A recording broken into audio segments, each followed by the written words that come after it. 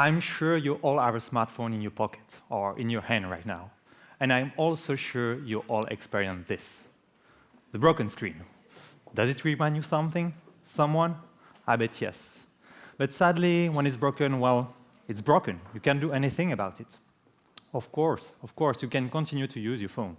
But be aware that the crack can become bigger at the next shock. So you might decide to change it, and in that case, it will cost you some money. But more than this cost issue, it's not really ecological, because new raw materials are needed to replace the glass, which contribute to the global resource depletion. So with easily repairable glass, or healing glass, you could save money and natural resources. But sadly, this material doesn't exist yet. Because as a glass and material scientist, I will show you this world will not be holding for long.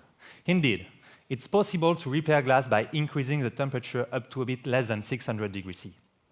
At this temperature, called the glass transition temperature, the atom starts moving easily, and a crack can be healed. Previous researchers tried this approach by putting a piece of glass in a furnace, and it worked. The problem is it's a fairly slow process, because it took several days for complete healing, and the only way to make it faster would be to increase the temperature, but in that case, the shape of the product would be lost because the glass starts flowing too much. So I found a solution to heat the glass just where we need, only near the crack, so the atom can feel it, but the product still keep its shape. My solution?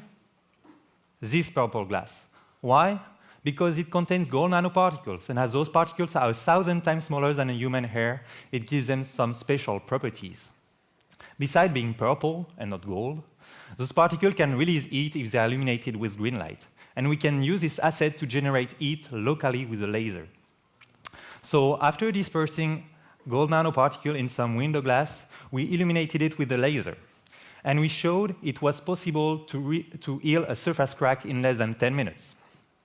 And it's only the beginning, because as this solution is quick and efficient, we believe there are many applications for this kind of material. Not only smartphone screen or windshield, but also glasses that are costly or complicated to repair, like, for example, the windows of the International Space Station.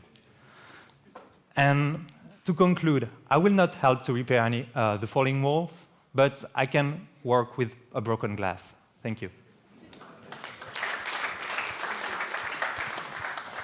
Questions? What concentration of nanoparticles you need to have this effect? It's 0.5% of mass, so it's very little in volume or in more percentage. It's very little. Question in the back?